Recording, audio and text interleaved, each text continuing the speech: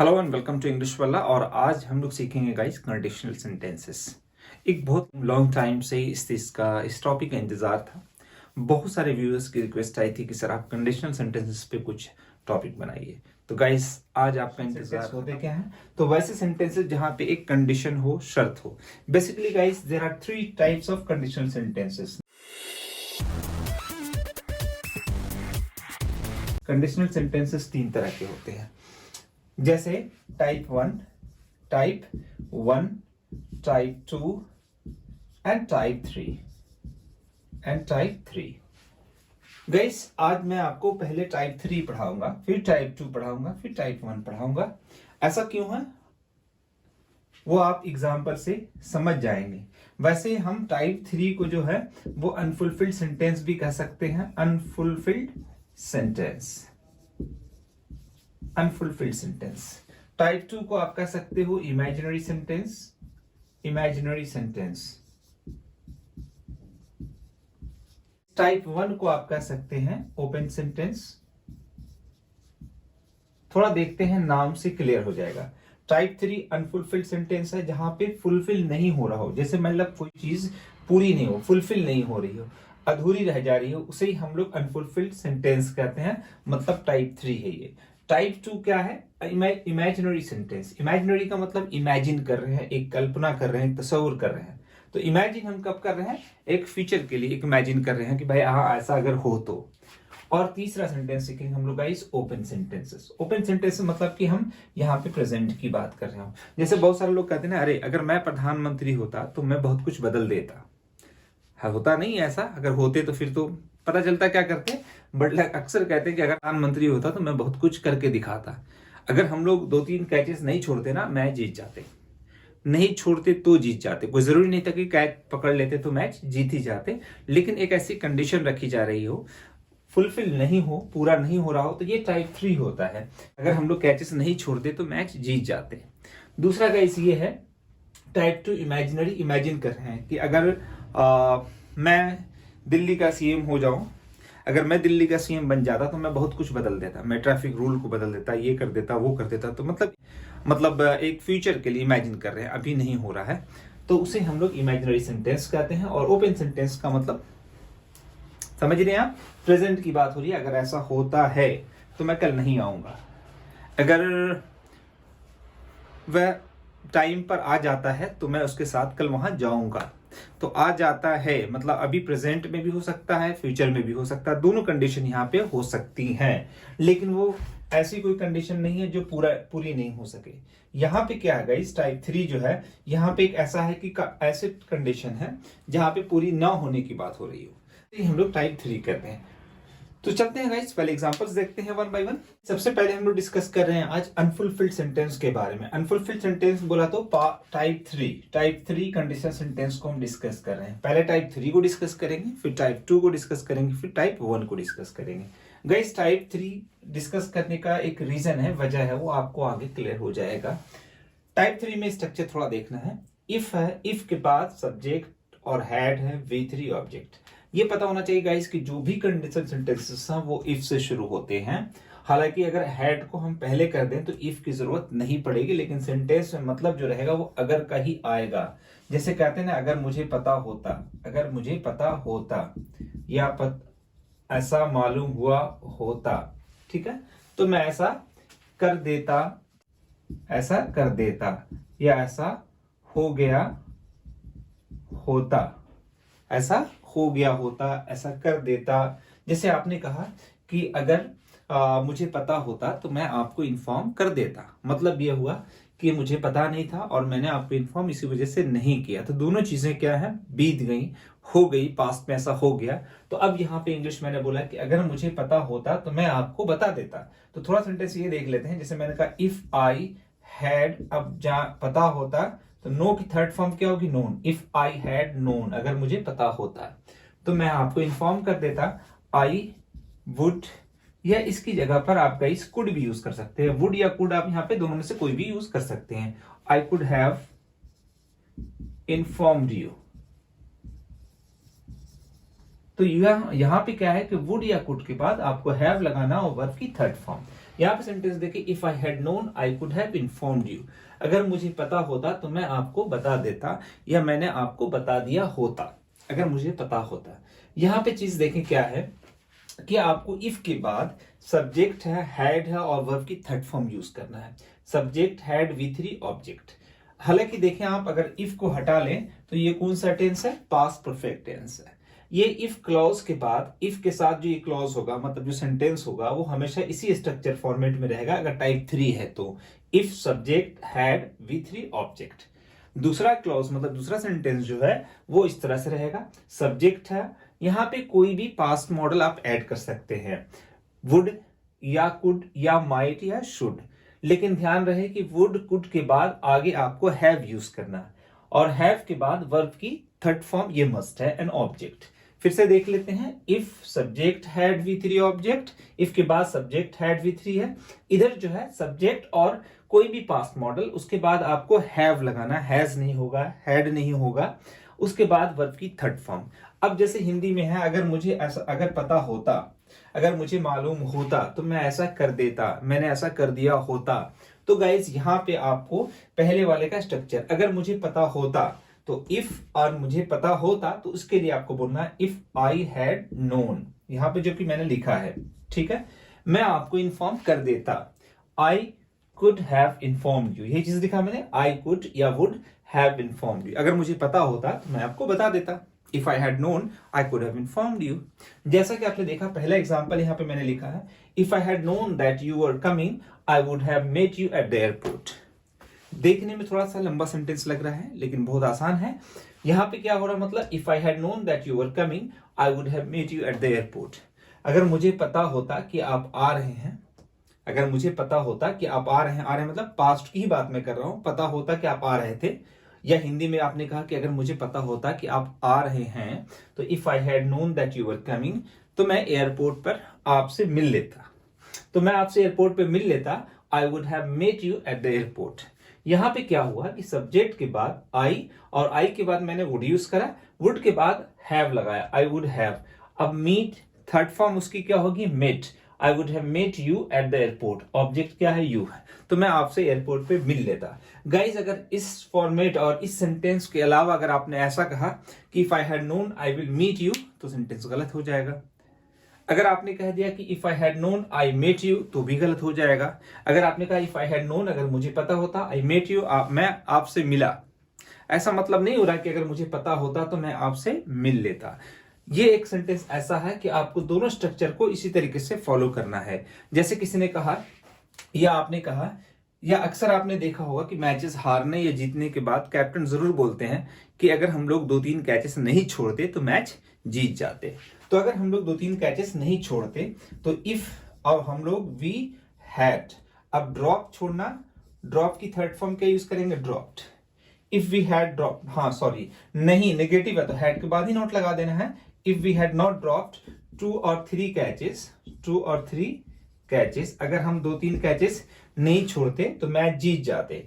अब यहाँ पे मैच जीत जाते तो हम लोग यहाँ पे क्या बोलेंगे, वी वुड हैव या वी कुड हैव। अब विन की थर्ड फॉर्म क्या हो जाएगी, won, we would have won the match. अब देखें आप, if we had not drop 2 or 3 catches we would have won the match. अगर हम 2-3 कैचेस नहीं छोड़ते तो मैच जीत जाते, नहीं छोड़ते तो कोई जरूर नहीं था कि छोड़ते तो मतलब कैचेस पकड़ लेते तो जीत ही जाते, लेकिन एक कंडीशन ऐसी रखी जा रही है कि अगर हम लोग 2-3 कैचेस नहीं छोड़ते तो मैच जीत जाते। अब गाइज इस सेंटेंस को या इस तरह के सेंटेंस को हमें इसी स्ट्रक्चर में फॉलो करना और बोलना है। कई बार स्टूडेंट्स को इस तरह के सेंटेंस आते हैं तो गलत बोल देते हैं, जिसका मतलब बिल्कुल उल्टा हो जाता है, गलत हो जाता है। अक्सर आप इंटरव्यू वगैरह में जाएंगे तो आपको टॉपिक इस तरह की मिलती है, if you had been the manager of this company what could you have done. अगर आप इस कंपनी के मैनेजर होते तो आप क्या करते। यहाँ पे क्या है, देखिए आपको इस तरह से टॉपिक है, if you had been the manager of this company. अब यहां पे देखें, if you had been, B की थर्ड फॉर्म क्या है, been. If you had been the manager of this company, अगर आप इस कंपनी के मैनेजर होते तो आप क्या करते। तो अब यहाँ पे आगे क्वेश्चन है, तो व्हाट के बाद कुड वुड को पहले कर देंगे, व्हाट वुड यू या कुड यू हैव डन। हालांकि ये पहले भी बोल सकते हैं, ये वाला क्लॉज पहले हो सकता है, ये बाद में भी हो सकता है। What would you have done if you had been the manager of this company. आप क्या करते अगर आप इस कंपनी के मैनेजर होते।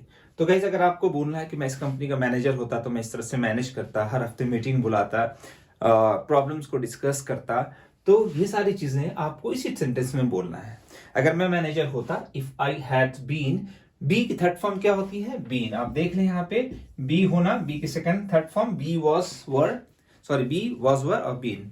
तो मैंने कहा if I had been the manager of this company I could have called the meeting every week, और मैं हर वीक मीटिंग बुलाता, मैं टॉपिक को मैं प्रॉब्लम्स को डिस्कस करता, और हम लोग डिस्कस करते, अगर मैं नहीं बोल रहा हूं तो we could have discuss the topic, we could have discuss the problems, और हम लोग प्रॉब्लम को डिस्कस करते, उसका हल निकालते, प्रॉब्लम्स को सॉल्व करते, तो we could have sorted out the problems, और हम प्रॉब्लम्स को सॉर्ट आउट करते, हल करते, तो कुड हैव और सॉर्ट की थर्ड फॉर्म सॉर्टेड आउट कर दिया मैंने, ठीक है। और उसी किताब हिसाब से उसके मुताबिक डिसीजन लेते, एंड वी कुड हैव या आई could have taken decision accordingly, और उसके मुताबिक और उसके अनुसार डिसीजन लेता।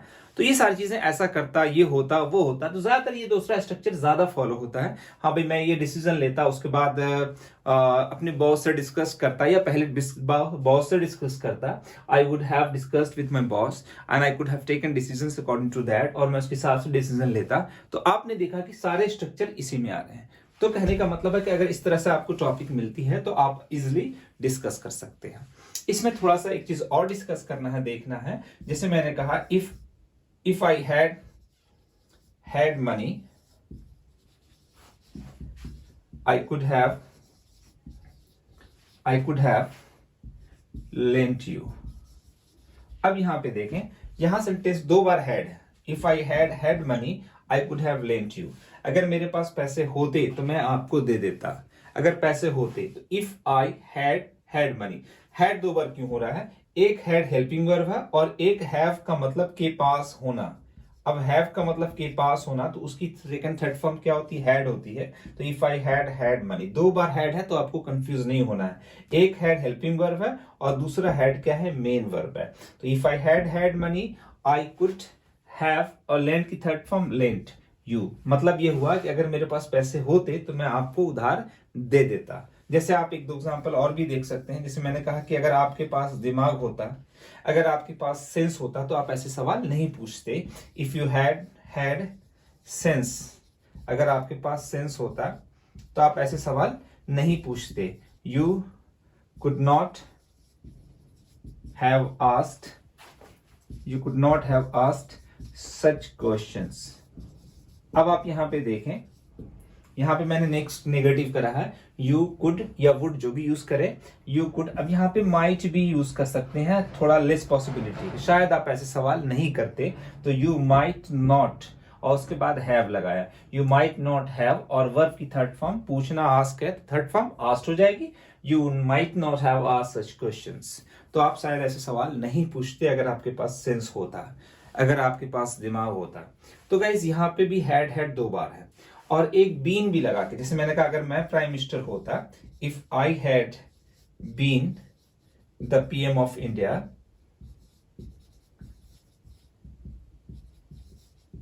अब यहां पे आप देखें कि इफ आई हैड, अब बी की थर्ड फॉर्म क्या हो रही है, बीन हो रही है। If I had been the PM of India, अगर मैं इंडिया का पीएम होता, I would have provided free electricity to all farmers।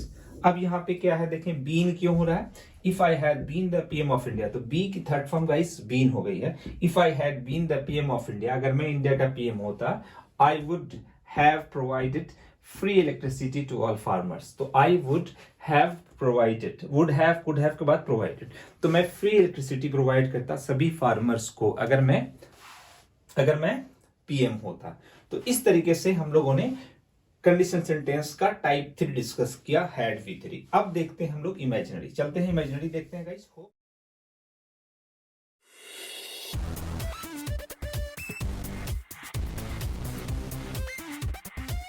ये हम लोग सीख रहे हैं टाइप 2। अभी से पहले हमने टाइप 3 डिस्कस किया था, अब ये है टाइप 2। टाइप 2 में क्या है, टाइप 3 और टाइप 2 में डिफरेंस देखें पहले स्ट्रक्चर में। यहाँ इफ सब्जेक्ट हैड V3 है, हैड के बाद V3 है। यहाँ इफ और सब्जेक्ट के बाद वर्ब की सेकेंड फॉर्म है। दूसरा डिफरेंस क्या है कि यहाँ पे पास्ट मॉडल के बाद हैव है तो जाहिर सी बात है थर्ड फॉर्म होगी, लेकिन यहाँ पे पास्ट मॉडल के बाद वुड कुड के बाद वर्ब की फर्स्ट फॉर्म है। अब यूज कहां पे करना है इसको? यूज करना है गाइस जब इमेजिन करना है, जब कल्पना करना है, तस्वीर करना है। ऐसा तस्वीर करें जैसे मैंने कहा कि अगर मैं दिल्ली का सीएम हो जाऊं या दिल्ली का सीएम हो जाता, मतलब कब की बात है, अभी फ्यूचर की बात है। जैसे एक दो सेंटेंस देखते हैं। If I had his address I would send him the invitation card.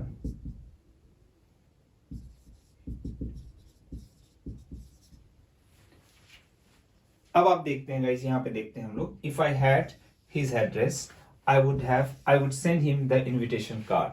मतलब ये हुआ कि अगर मेरे पास उसका एड्रेस होता तो मैं उसको इनविटेशन कार्ड भेज देता। तो अभी क्या है कि, और यही चीज यहाँ पे भी अगर होता है ऐसे कि if I had his address I would have send him the invitation card। तो दोनों का मतलब ये हो गया कि अगर मेरे पास उसका एड्रेस होता तो मैं उसको इनविटेशन कार्ड भेज दिया होता। मतलब अब जो दावत या इनविटेशन जो जिस डेट की देनी थी वो गुजर चुकी है। अगर होता तो मैं दे देता। सपोज मान ले कि किसी की शादी 10 दिन पहले थी, तो अब उसको अगर यूज करना है, किसी को इनविटेशन नहीं देता है वो, और आपको उसे स्ट्रक्चर यूज करना है या सेंटेंस बोलना है, तो ये वाला यूज करेगा। अगर बीत गया टाइम कि if I had known his address या if I had his address I would have sent him the invitation card. मतलब अगर मुझे उसका एड्रेस मालूम होता या अगर मेरे पास उसका एड्रेस होता तो मैं उसको इनविटेशन कार्ड भेज दिया होता। तो कब की बात है, मतलब बीत गई, इनविटेशन या शादी या कोई भी जो ओकेजन था वो खत्म हो गया। अभी यहाँ पे क्या है कि अभी ओकेजन आने वाला है, लेकिन फिर भी उसके पास एड्रेस नहीं है, कि उसकी ख्वाहिश है कि अगर ऐसा होता तो वो भेज देता।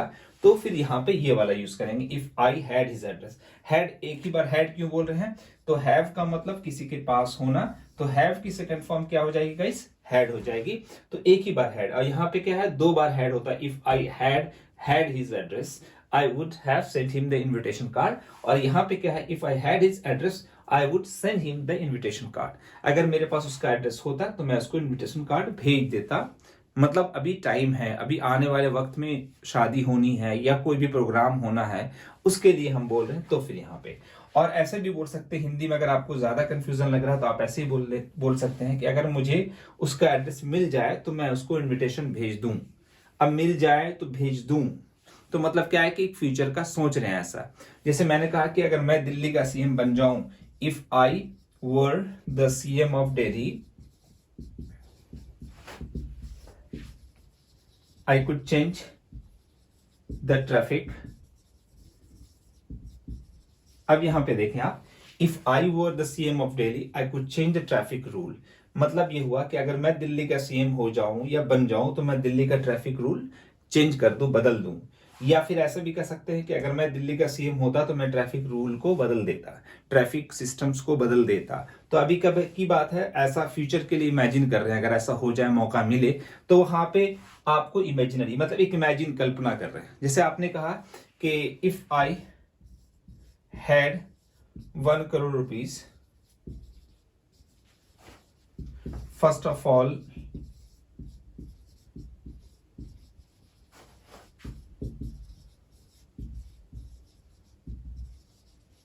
यहां पे देखते हैं, if I had 1 crore rupees first of all I would start a business. मतलब क्या हुआ कि अगर मेरे पास 1 करोड़ रुपया हो जाए तो सबसे पहले मैं बिजनेस शुरू करूं। और इसका मतलब ये भी कह सकते हैं, मतलब हिंदी में ऐसे भी बोल सकते हैं कि अगर मेरे पास 1 करोड़ रुपया होता तो सबसे पहले मैं बिजनेस शुरू करता।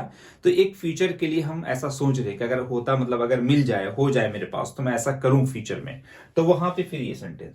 लेकिन यही चीज पास्ट के लिए प्रस्ताव, अगर होता तो मैं शुरू कर लिया होता अब तक, बहुत पहले की बात है। तो फिर यहाँ पे if I had 1 crore rupees I would have started a business. तो मेरे पास अगर 1 करोड़ रुपया होता तो मैं बिजनेस शुरू कर लिया होता, और अब तक मैं बहुत अमीर बन गया होता।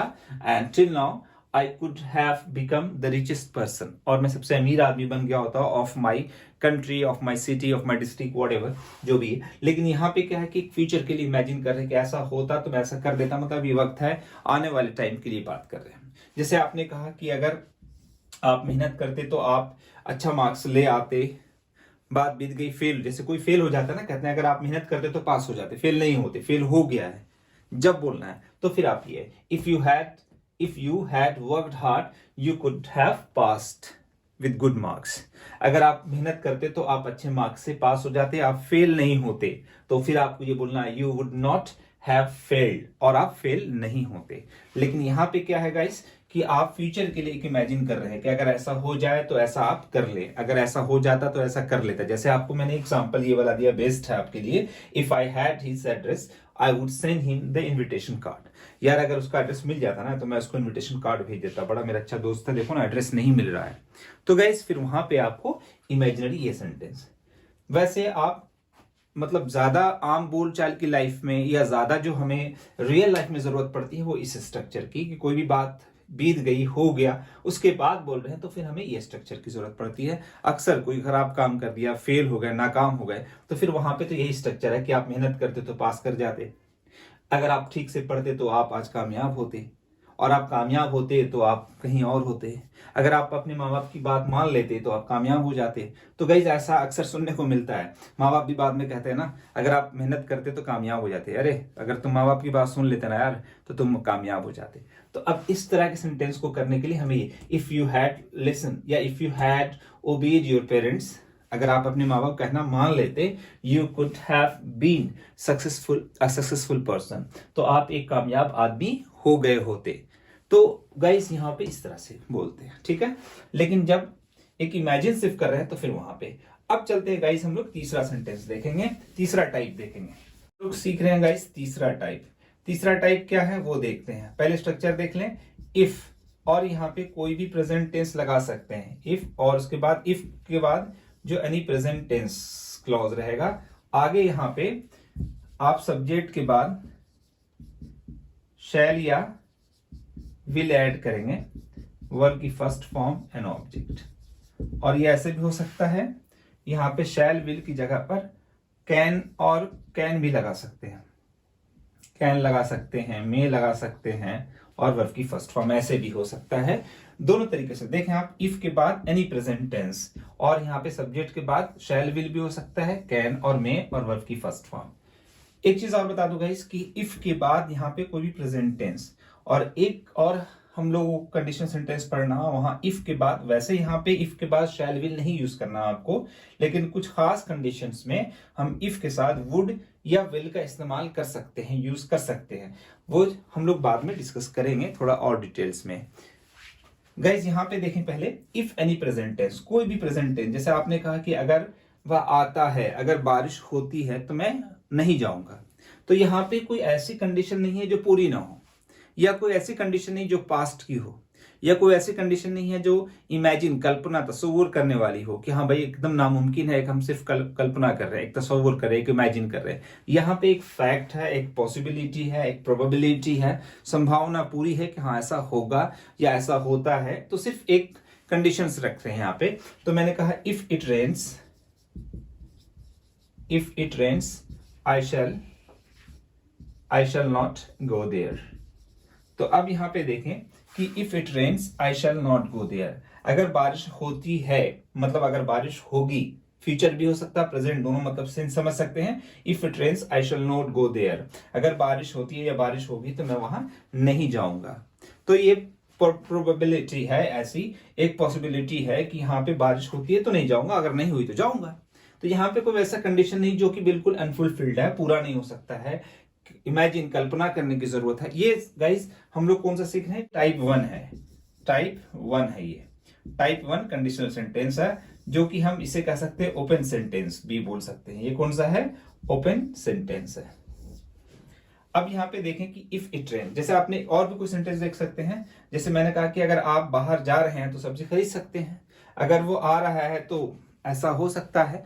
तो मतलब यहाँ पे प्रेजेंट में और भी दूसरा सेंटेंस कंटिन्यूअस परफेक्ट भी यूज कर सकते हैं, लेकिन ज्यादा सिंपल प्रेजेंट टेंस यूज होता है। उसने मेहनत किया है, अगर आपने मेहनत किया है, if you have worked hard, if you have worked hard, अगर आपने मेहनत किया है तो आपको कोई भी, no one can stop you.